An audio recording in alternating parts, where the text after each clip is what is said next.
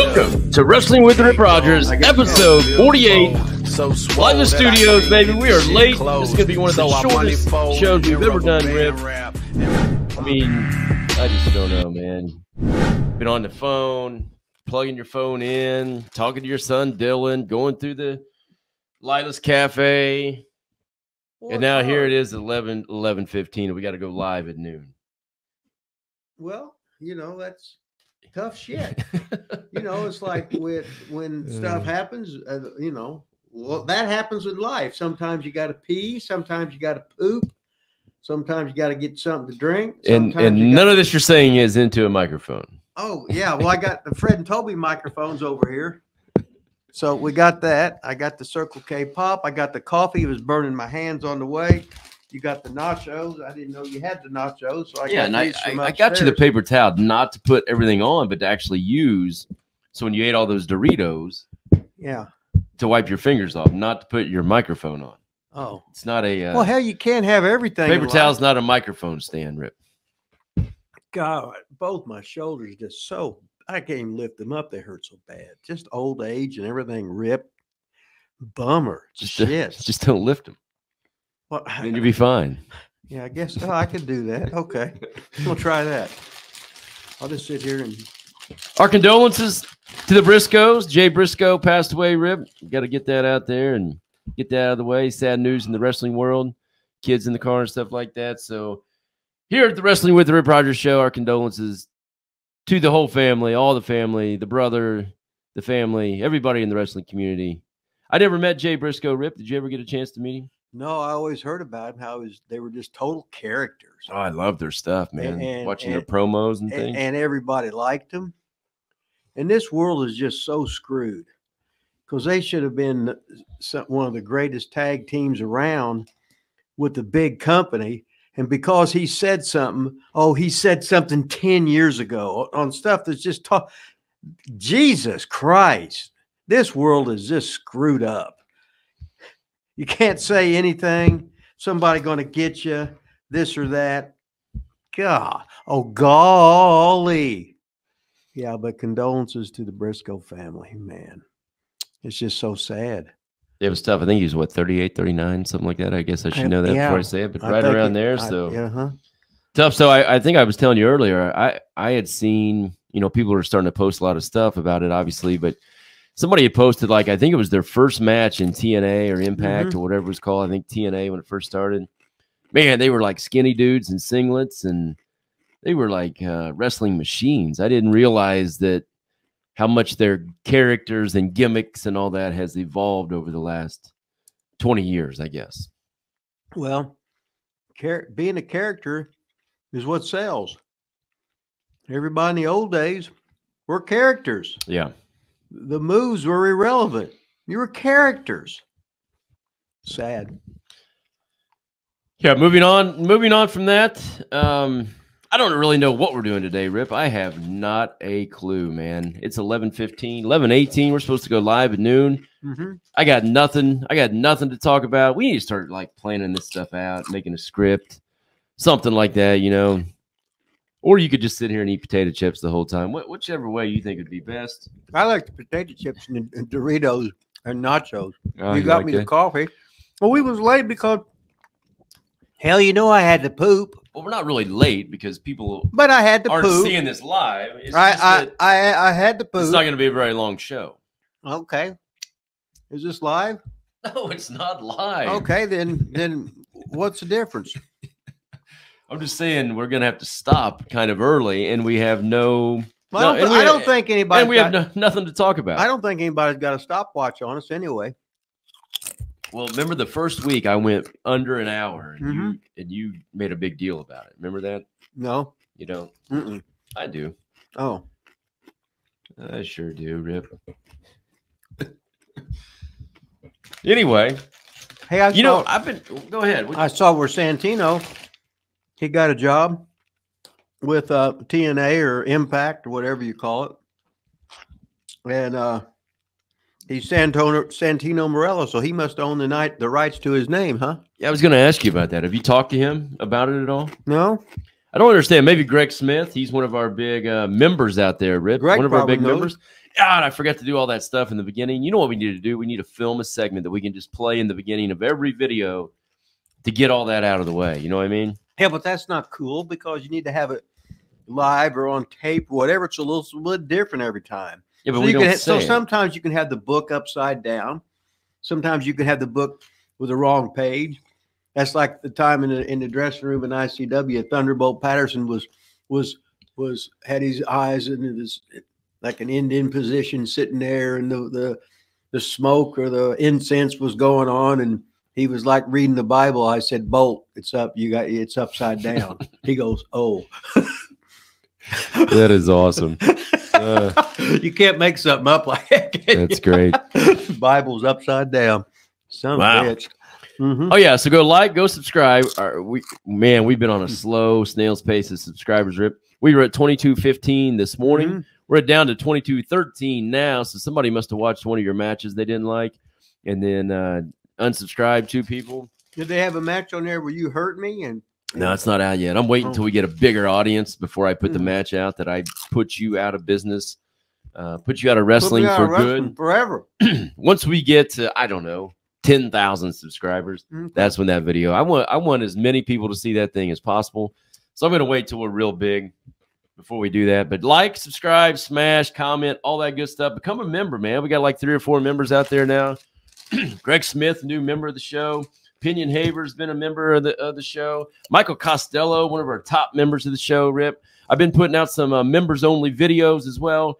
If we had time today, we were going to do 5 photos. We still might do it for members only. We've got a lot of members-only shit coming out, Rip. What do you think of that? You got some like sex things going on or anything? Or? No. I don't think you might want to see me or you naked or performing any kind of sex. Well, I take that back. Wait a minute. We had that one guy on here last week that really made you excited. You talked about him a lot. We had a couple new comments like that too. 2 nude guys were talking about you pinning people. And did you read those comments? I have to read them too. You surely read them. Did you read them? They came on like last night, I think. About guys just saying how hot I was. Yeah. I can't blame him. You know, I wish the girls thought that way. But I think the girls need their glasses fixed or whatever, and they're not seeing me right. This is driving me insane, man. Still don't understand. Well, the reason we're late. I already told them why we were late. Wait a minute. But the rest of the story was, oh, okay. You had the stuff going with your taxes, and I had to do all your computer stuff. Because you know you're not technological up to date like I am. Right. I had to get all that stuff in. I had to help you out. Hey, put on a lot of good matches, Rip. I put on Wahoo McDaniel. I put on was it Hector Guerrero, right? Hector looks a lot like Eddie, I thought. You think Hector and Eddie look alike? Yeah. They're brothers. No, this is... No, they're brothers.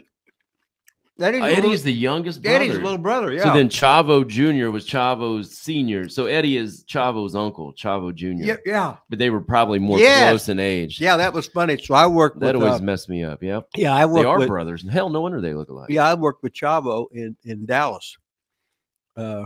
For Von Erichs, and then when he was with Bill Watts, he'd come in and out because he was a big card in Houston because they had the Hispanic audience.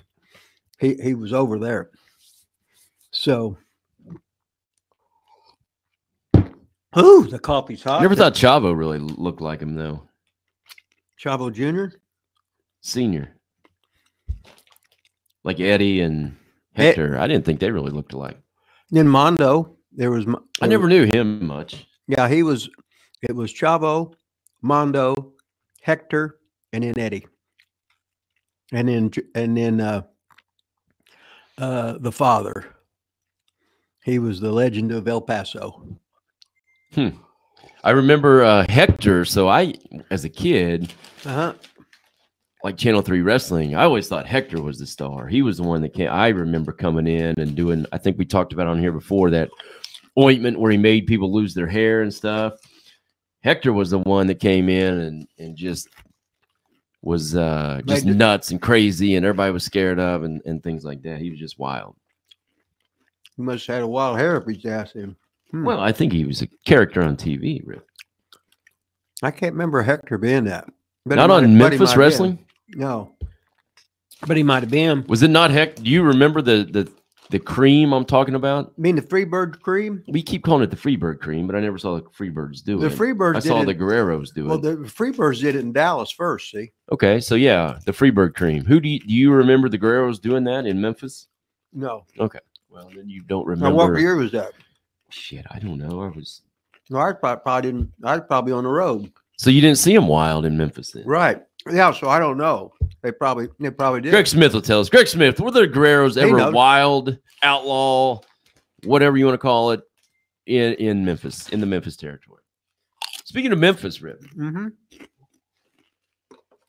I think it's the guy that does the Dutch Mantel show. I think he now has, or he's done an interview, or I don't know if he's a mainstay on the show, but he's got Robert Gibson on there a lot. Kind of like listening to Robert Gibson stories now. I like listening to him way better than I like Dutch. There was another, it was Matt Morgan, who was on our show. Big fan of Wrestling with Rip Rogers, Matt Morgan. So Dutch, remember he was in TNA for a long time as like a producer or back whatever. Matt Morgan's in TNA forever. So the guy says something about Matt Morgan and basically why he wasn't a bigger star. And Dutch was like, who? He's like, Matt Morgan. You worked with him for like years in TNA. Big 6'9" guy. And Dutch was like, I don't know. He had no idea who he was talking about. The dude was like, you worked with him for years. And he finally showed him a picture of it, and he goes, "Oh yeah, I know that guy. I don't think we booked him very well." That's what Dutch said. Yeah, that's why I wasn't a star. Well, you got to book him well to be a star. He said, "I don't think we booked him very well." Now he also said that he thought he was too big to be a baby face, and he thought he was more of a natural, like that's baby face, but it was hard being that big and be a baby face. So. How was he such a big dude that was like, I don't know, maybe the greatest baby face? No, he didn't work baby face. Oh, shit. If he didn't, he sold from second one to the big Hogan comeback. Oh, watch him in any of those big matches he had. He was selling all the time, man. How do you think he hulked up? He hulked up from being down. Yeah, but he didn't start selling right away. I don't know. Yeah. What do you mean Hogan didn't work babyface? He was in the 80s. He was. No, what I'm saying is Matt was too big to be a babyface. Okay. And Hogan was too big to be a babyface. But I think Hogan. So what they had to do is Hogan worked babyface, but so he'd have to work the heels. To have a lot of heat would have to be bigger than Hogan physically. So now you're very limited. Right. Now you have guys that are more gimmicks themselves and they can't move and they can't really bump and stuff like that. And it was just. I think he definitely worked babyface. Didn't he come in originally and beat the Iron Sheik? Wasn't that like the big babyface first? But what we got to remember, Hogan had been there years ago as a heel. I understand. Okay. And when he left, he was a heel. Then he come back when Vince went big time and he got the big push. Right. So he was still a big baby face, no matter if he used to be a heel. I mean, Matt Morgan was a heel at one time as well on WWE TV. So, I mean, he could have easily said, well, he was a heel. Now he's on Impact as a baby face. I'm just saying, I agree with Dutch. I agree with you, but I think Hogan pulled it off. Now, did they get guys bigger? Iron Sheik obviously wasn't bigger. Kamala, I remember coming in, and he wasn't bigger than Hogan, but like you said, he was a gimmick and remember, they also brought in, which you probably don't remember. Remember, they brought in that Zeus guy who was an actor. Oh, yeah, he was an actor, yeah. And he was all crazy. And he would come in and squash everybody and never sell anything. And then. He was a horrible worker. He's terrible. And then Hogan beat him. But I can't even remember who else Hogan would have. We worked Big John Studd and Bundy. Yeah, maybe. Yeah. So these guys were you want the babyface to be smaller, so he's automatically got sympathy.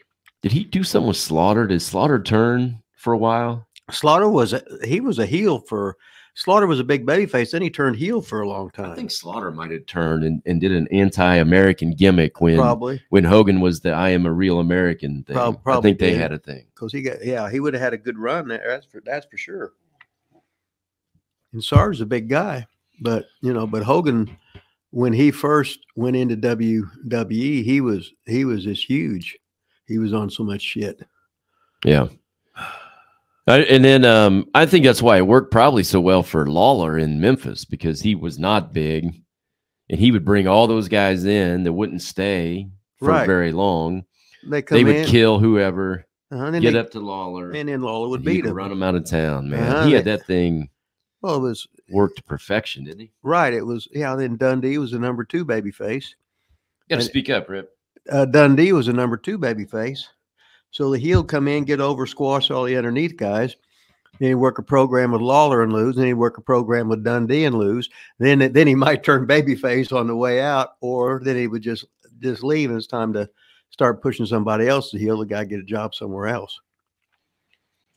So anyway, what brought all this up that we never even talked about, I started listening to a bunch of stories from Robert Gibson. Mm-hmm. I think he's pretty entertaining. Did you have interaction with Gibson? Now, wasn't he a trainer at one time with WWE? Yeah, I think he come into OVW. He lasted a little while. I don't know if he was drinking or whatever. No, I'm just, you know what I mean? Everybody's got something wrong with him and they don't like it.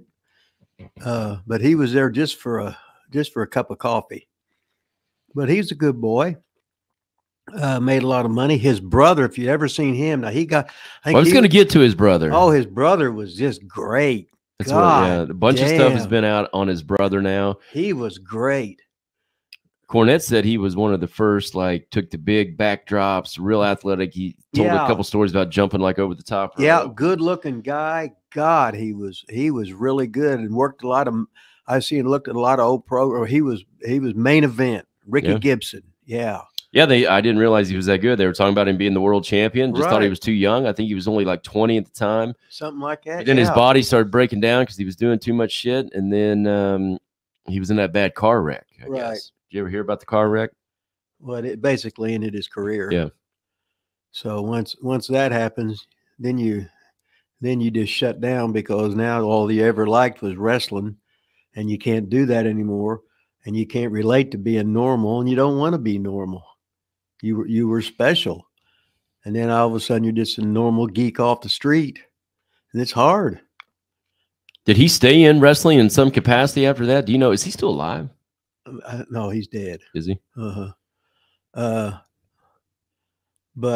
I imagine he tried to stay in, but what can they do with you? Yeah. I think it was Brian Last that does the thing with Cornette. Said that he saw him. They figured out his age. He was only 41.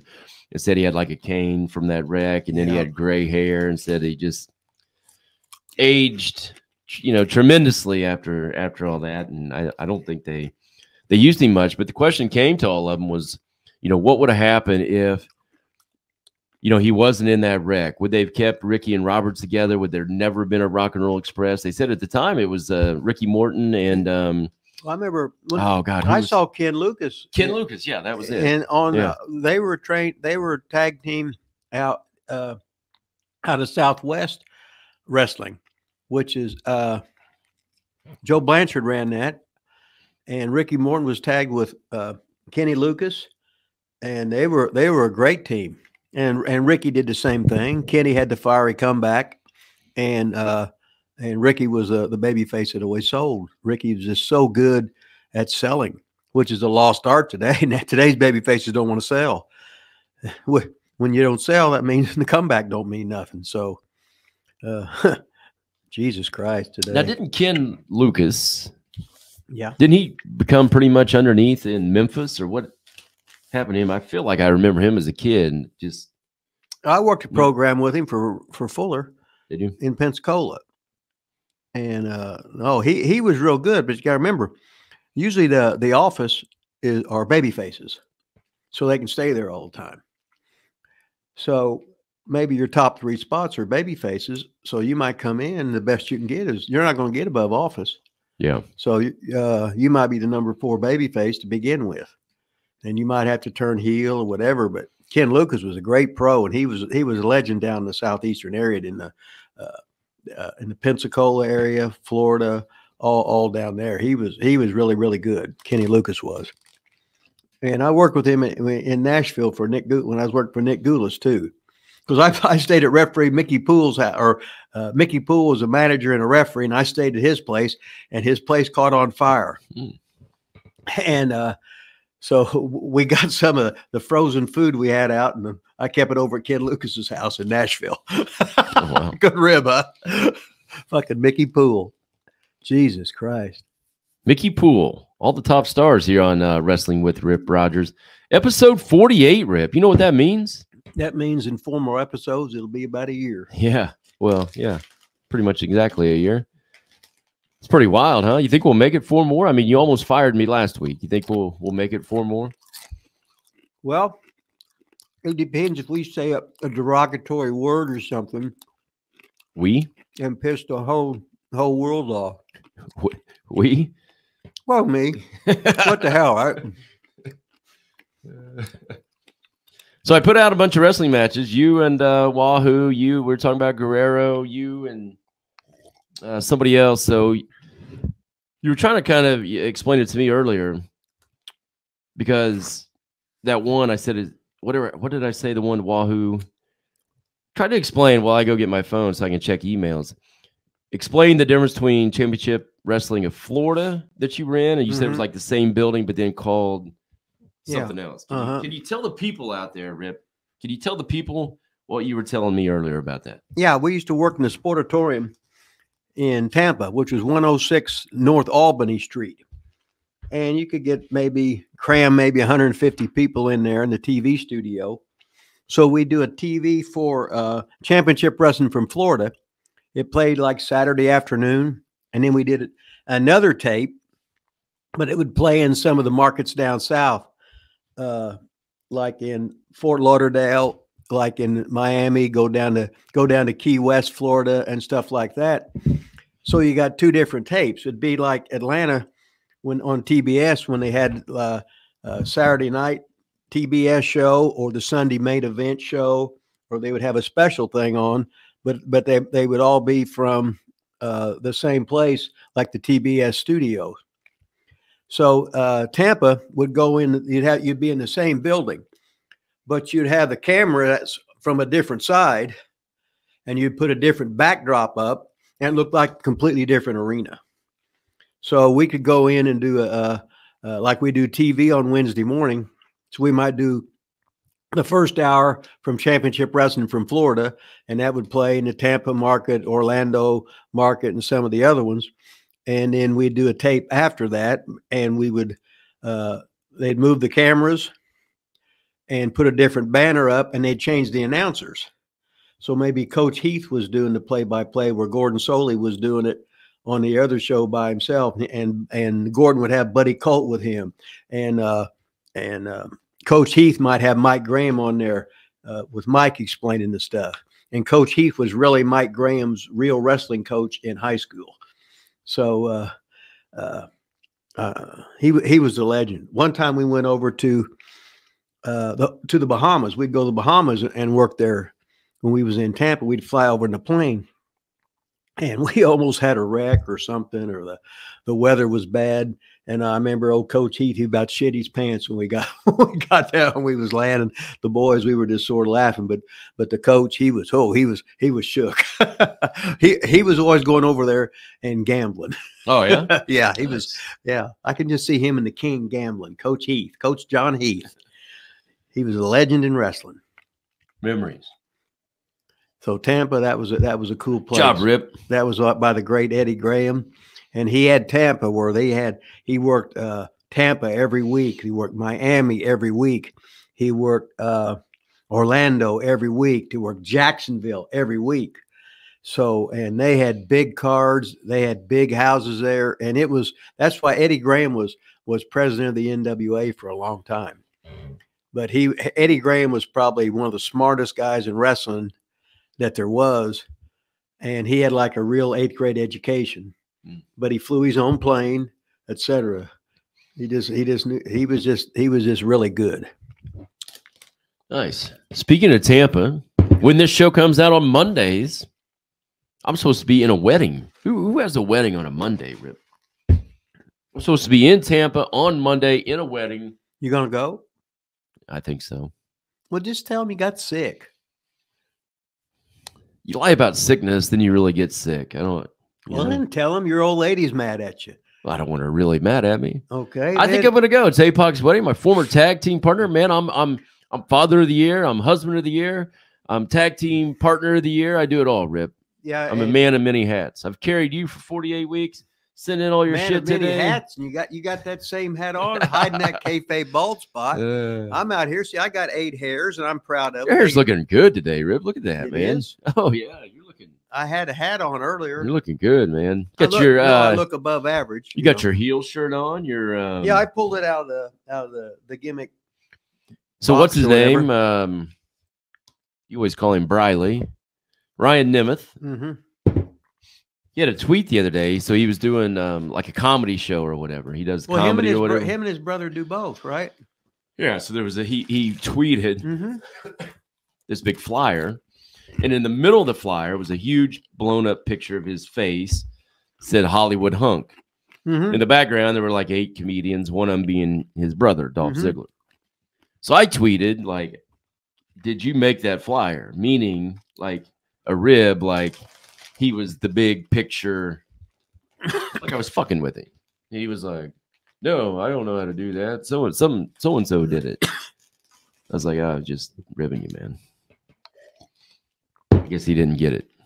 No. So what was you getting at? I was getting at, I figured he made the flyer because he, just like when I made the flyers for Seymour, when well, I'm not going to get any heat with Draven and those guys, but when they made the first flyer, I was in the background. It's like in my hometown, and there's a little bitty thing of me in the background of all these guys. So I made my own flyer and said, me versus whoever is the main event. I made the whole flyer about myself. That's what I'm getting at.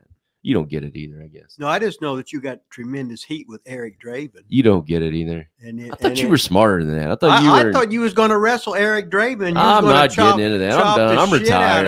I'm retired. You ought to be retired. I'm not getting into that. Christ. All you do is you chop chop Turbo and Floyd, both of them. Chop the shit out of them. And then I had to listen to Chili's girlfriend go, 6'12" Chili. The king was shaking his head. Your mom was there. Your wife.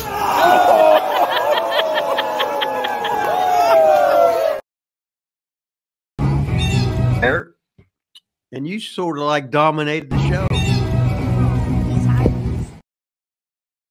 Which means, I guess, did you order jump in the limousine?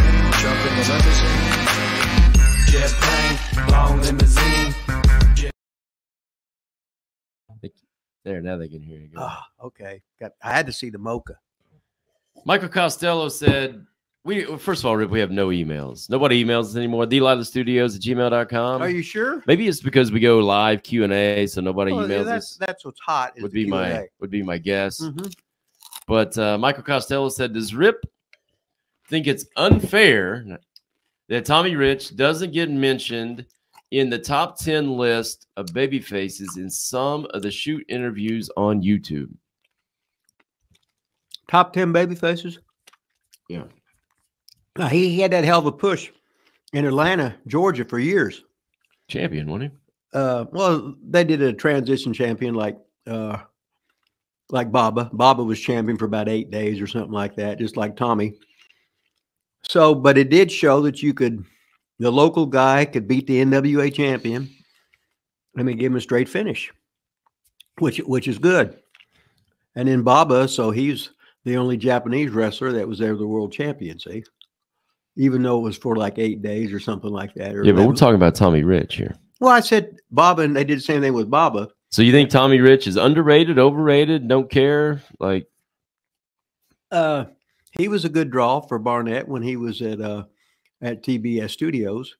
You know, he was your white meat babyface, smaller guy, fired up, had his blonde hair, and he had a like a cult following, because at the time there wasn't no WWE on nationwide cable. It was just Atlanta, and Ole kept it so they would be on tour one week, then they'd come back and work Atlanta, the local Georgia towns, which would be like Atlanta, Marietta, Columbus, Albany, and Macon, and maybe another show like Chattanooga or whatever.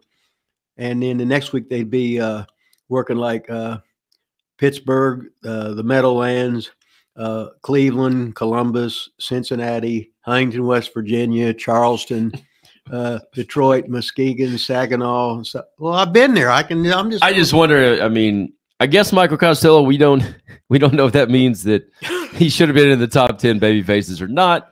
I mean, Rip just named 32 places they worked, but I don't know if that means that. No. When you ask the question, really answer the question. Well, here's the question. Okay, who are the top 10 hitters in baseball ever? You got to sit down and start writing stuff. Yeah, you need prep. Yeah. Right. You need prep. We need to start prepping. So we started meeting on Thursday nights and prepping for this shit, Rip. Well, my ass ain't coming in here. You know that, unless I got to do stuff, or you can help me with the computer and stuff like that, and try and take care of my legal. So I got all them gambling problems and all the women that I've impregnated over the years, and I missed child support payments. Great question from a member, Michael Costello. Great question, Michael. Hey, Joe Wheeler. Hey, what about Eric Jimenez getting down to losing 6 pounds the first week? And he was posing, looking good. Bring in a picture. We'll put it up. The double bicep. You got a video? We'll put it up. I'll have to take one. Get a video. We'll put it up on here next show. Okay. Hey, did you see Joe Wheeler made a comment on our YouTube channel? No, what did Joe say? Smoking Joe Wheeler, OVW referee, legend of OVW, one of the greatest referees of all time. Mm-hmm. Smoking Joe Wheeler. He'd always do that. Never say a word. Mm-hmm. Yeah. I love Joe. He said, hey, hi, Rip. I think I made a comment. I think he thinks it's you, but he said, hi, Ripster. Hope you're doing well. He was talking about being at that old building. Doug Basham was on the show and talked about Danny's first building or somebody like in Portland or whatever it was. Yeah. Joe said that he had been there, knew the building, something. Hell, Joe's been into every building in the city of Louisville. So how'd Joe get in the business? You have any idea? I think he was doing sexual favors to well, I better not say, but I think they for some reason the girls called Joe the Mr. Magic, about his magic tongue. That's all I know. I didn't want to start anything, but you know. It's awesome. I know there's a lot of there used to be a lot of kids that hung around Louisville, and they all said they all looked like Joe Wheeler. Yeah. But I don't want to start anything. Joe Wheeler, I loved him and Ray Ramsey, man. I thought they were great. Checking out the news in the wrestling world, Rip. I did watch AEW last night, but I think I fell asleep during it. Can't even really remember what happened. MJF, Bryan Danielson wrestles every week. Kind of does the same match with different people. Real long matches. They're fine or whatever, but you know, always wins at the end. Building up the big finale with MJF. MJF said, I've seen it on the internet. I see people saying that he's going to expose me and I can't work and I don't have the cardio. I'm starting to think he watches our show, Rip. He probably does. I think MJF must be a big fan of Wrestling with Rip Rogers, because everything he said on TV last night were things that I've said right here on our show. Well, I don't really have to say anything. I just listen to what you say, and I'll just shake my head and say, yeah, you're right. Because you're like, you know, a protege. Another big fan of the show, guest of the show, Mickie James. She is the Impact champion now, Rip. Did you see that? No, I missed that. She won the Impact title. So who'd she beat? I don't know. She won the Impact title. And now the big news is Gail Kim did somebody else's show. And Gail Kim said she would come out of retirement for one more match. One more match with Mickie James for the Impact Championship. Ooh, that'd be a great Gail match. Kim also on this show, Rip. Well, it'd be one hell of a match, right? Oh, that'd be a great match. And in the meantime, we could plug it, and maybe Gail could send me some of those great candy bars. Yeah, protein she bars. never sent those. What a rib. No, she sent them, but she sent me 3 boxes. That was before she did our show. Yeah. Well, after she came on our show, she said she was going to send more. Well, she's got a lot of things to remember. You know, she knows I'm trying to pawn some free stuff out of her. You know. Why'd you take your teeth out? That's disgusting. Well, I've been eating on them chips, and they're all so gross. I might throw up. I might throw up sitting here watching you lick off your teeth. Hey, I can see you naked, and I can throw up. So yeah, but I'm not naked. Be different if I sat here naked. You can take that. You're actually doing it. Take that hat off. I can see that bald spot, the kayfabe bald spot. Actually, it just reminded me. I just started looking through the dirt sheets here on the internet, and we never got to it. Santino. Oh yeah, we started talking about him 30 minutes ago.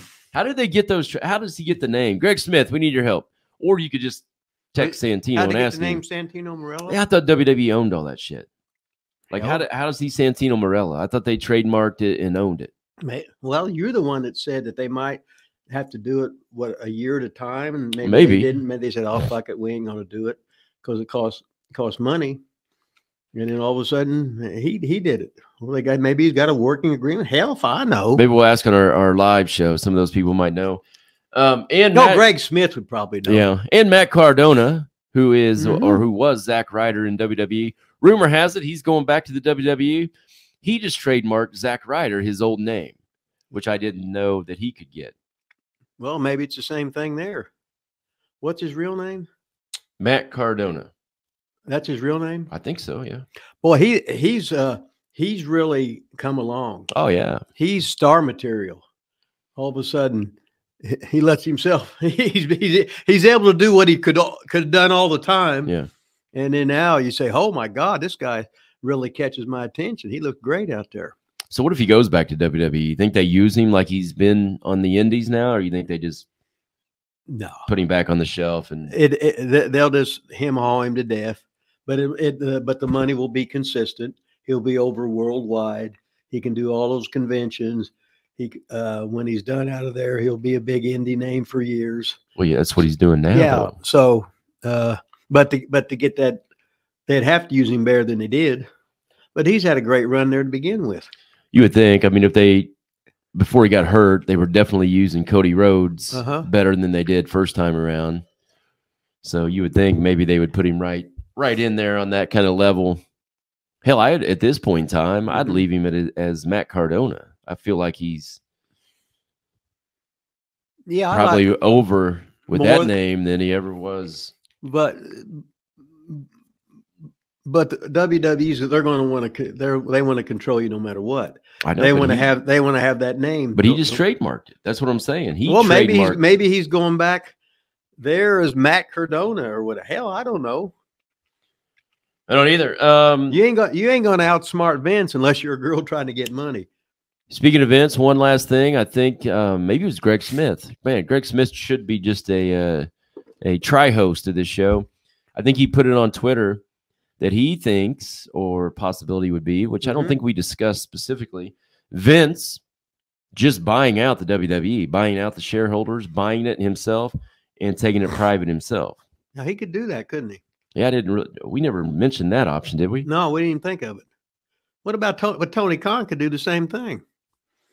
And then the whole rest of the world would be fucked up. Yeah, I'm just talking. I don't think Vince is going to sell it to Tony Khan, but Vince could buy it himself. He could. Why don't we think of that? I guess it's right out there in front of you, and it's so obvious that nobody thought of it. Well, Greg Smith did. Oh, well, that's why he's over and we're not, I guess. We should subscribe to his podcast. We should. You heard it here first. Vince McMahon is going to buy out WWE. He's going to buy out the shareholders. He's going to take it private, and he's going to be back as the head man in charge of WWE. Breaking news. We're breaking it. This is all alleged, of course, but we're pretty sure it's 100%, right? What about Stephanie? As soon as Vince comes back, all of a sudden she bails. Yeah, we talked about that last week. Did we? I can't remember. Yeah, remember? Hey, listen, Rip, we got to get going because we're going live in 5. You like that? Live in 5. We're going live in 5. Did I tell you about Eric Jimenez losing all that weight? Oh, I can't wait to hear about it again. Okay. I was just checking. It's been a hot item. Go ahead and plug this book here, Rip. Oh, yeah, that's my book on pro wrestling, Lessons from Rip Rogers. Also, go to Pro Wrestling Tees. If we could ever get logged in, we're going to get a new Wrestling with Rip Rogers t-shirt on there. It's going to be on fire, baby. So you got that login yet? I can't get this shit closed. So I money Pro Wrestling Tees. Maybe next time. Next week. We're going to have a t-shirt next week. Next week, baby. You heard it here first. Breaking news all over the place. Don't get me, baby. Give us a head bob there. Oh, yeah, head bob.